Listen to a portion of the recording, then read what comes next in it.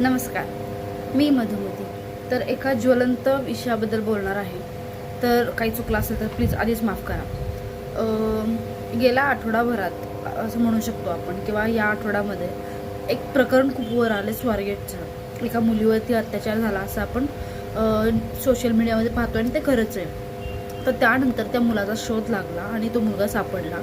तर जेव्हा त्या मुलीवरती अत्याचार झाला होता तेव्हा बरीच लोक ओरडत होती की न्याय द्या, फाशी द्या, हे द्या, खूप मोठी शिक्षा द्या वगैरे, त्यांनी गुन्हा केला आहे, भर चौकात फाशी द्या वगैरे खूप चालू होतं. आणि आता तो मुलगा सापडला. त्यांनी असं स्टेटमेंट पास केलं आहे की त्या मुलीची त्याच्यासोबत ओळख होती आणि तिने 7,500 रुपये त्याच्याकडनं घेतले. मी बरोबर फक्त माहिती पाहिली, अजून पूर्ण माहिती नाही पाहिली.